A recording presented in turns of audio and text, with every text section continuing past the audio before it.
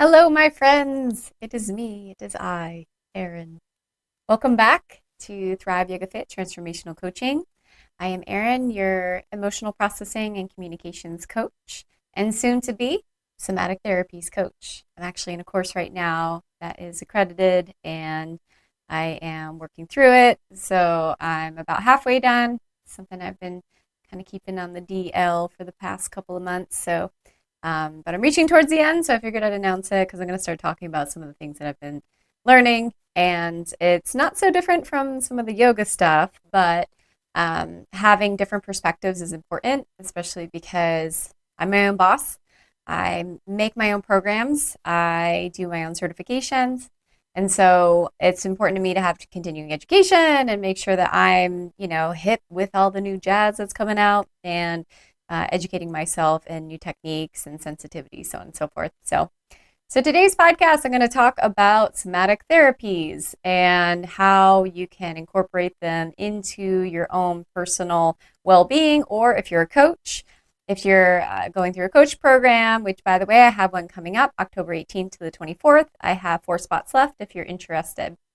So somatic therapies use body movement and awareness to help heal stuck emotions as well as trauma.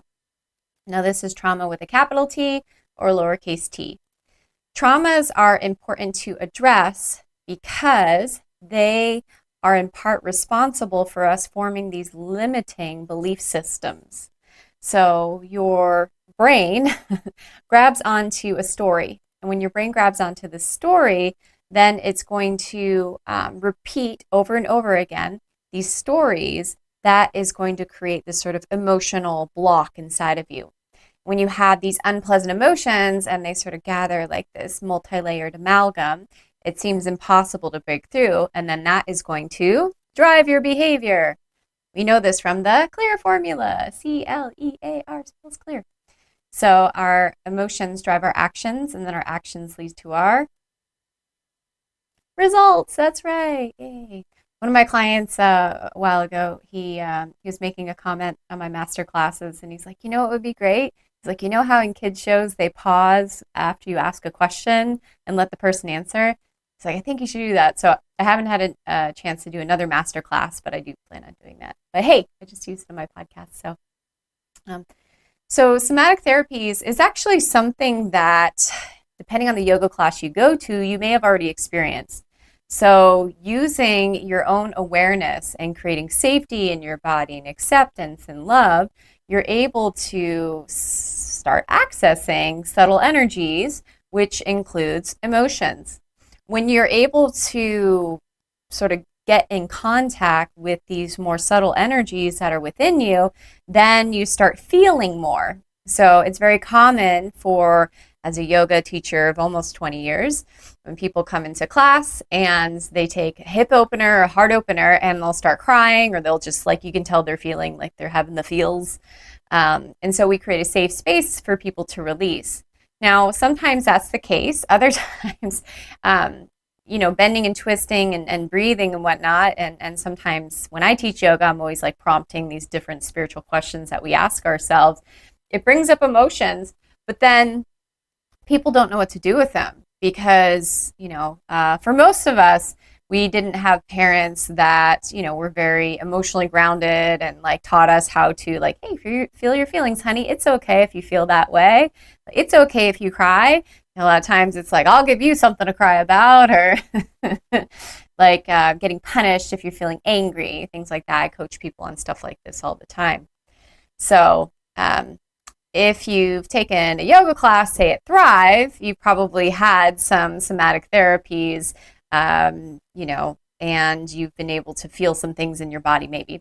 But again, the key is that if you're feeling it, you have the awareness, do you have the tools to be able to process? So there's different things that I use to help people process. So lately, one thing that I've been doing is when I can tell I'll do this either at the beginning of a session just to make sure my person is dropped in, or I'll use it intermittently throughout the session if I start to see them do things like looking up, or I can almost like tell when someone leaves their body or their eyes glaze over.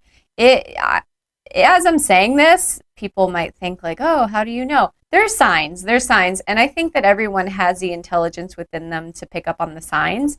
If you're dropped in and present, like, if, for example, if you're telling a story to someone and they're just kind of like, you can tell that their mind went somewhere. And if you're just listening to this on the podcast, I just did a funny face. But if you're listening to this on the video, you saw the funny face. But typically you can tell, and you can see, you can hear it if they're saying something, or you can see it if somebody's checking out, and even the energy shifts. So I use this technique to help bring people back. So first thing is bring the palms together, feel your hands, and rub. Hopefully it's picking up on the mic. Rub, rub, rub, rub, rub.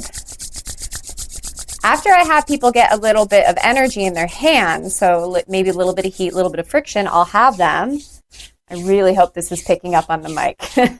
I'll have them rub their arms, give a little shampoo to the hair, as I like to say, a little bit on the legs, backside, across the chest. My microphone's hidden in there, so I won't rub that. I'm going to rub my belly very cautiously. So why do we do this? So you want to rub the body to create sensation. So sometimes the more subtle sensations, people have it blocked. They have a block in their nervous system. They're not able to connect to it. And so what I do in my coaching sessions, or sometimes I'll just do it when I'm presenting, is rub, because you want to create a sensation that's strong enough to where it can grab your awareness.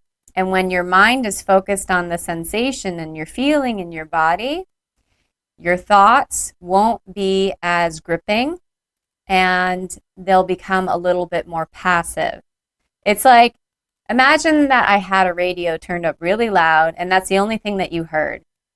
You're going to probably listen to it even if you don't want to. If you walked around the room, just imagine it's following you.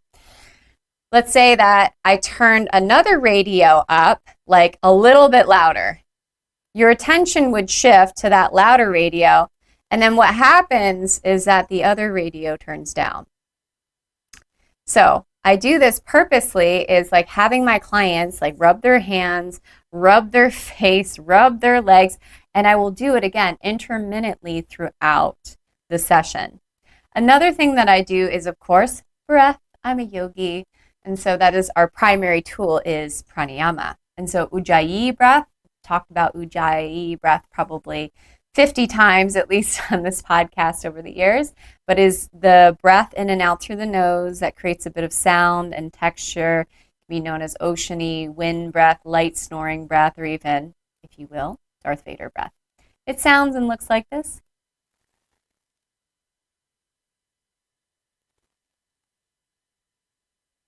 So essentially it's creating a little bit of constriction in the back of the throat, like a little bit of tightness, but still an expansiveness, like you're creating a wind tunnel, but you're creating a bit of like barriers, like restrictions around that wind tunnel. So down from the belly and the diaphragm, all the way up and out through the nostrils, and then in reverse. So in and out through the nose, again, creating that bit of restriction, tightness.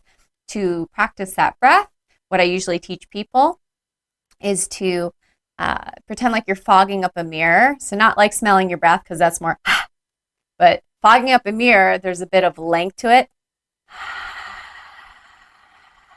And then you just do the same thing with your mouth closed. It's the same exact thing. And then you try to repeat that in and out through the nose. So using that breath creates texture, it creates sound, and so it stimulates the senses and draws them inward. Same thing with the rubbing, right? You're having a bit of a sensory experience to calm down the mind and release the grips of the mind, so then you can draw inward and do the work. So this is the first part of a series. It's either going to be 3 or 4 parts. I'm not exactly sure. When I run out of things to talk about, might be 5 parts. We'll see, because I'm really getting into this. I'm really passionate about it. And these are techniques that I use with my clients, and they work. People who have tried talk therapy, people who have tried different modalities. I mean, I'm honored and humbled that people come to me and they've tried years and years of different things, and then they start to get relief with the techniques that I'm showing them. So So I hope that you take this and use these somatic therapies, whether on yourself or maybe if you're a practicing coach, yoga therapist, yoga teacher. You can even do it in the beginning of class. That's what I do to help people ground in and start to feel. So, yeah, I hope that you enjoyed this. Again, I have my personal development and certified coaching course on October 18th to the 24th. We have 4 spots left. If you're interested, reach out to me, Erin at erincoach.com. All right, thank you. Namaste. Thank you so much for listening. If you want to support the podcast and if it's helping you, please consider writing a review. You can go to iTunes or Google Play, go into the search bar and type in Thrive Yoga Fit Transformational Coaching, scroll down, and you can leave a review. This helps other people to find me as well as bumps us up in the search ratings. Also, this podcast is sponsor-free, so that means we don't receive anything for doing it. If you feel so inclined and this podcast is helping to support you and you want to return the favor and help to support any production costs of the podcast, feel free to give a donation to a Venmo link, Thrive Yoga Fit, or PayPal, Erin at erincoach.com. If you don't have the means, don't worry about it. We're not going anywhere. You're all good. But if you would like to give back, you can give back in those ways. Thank you so much. Namaste.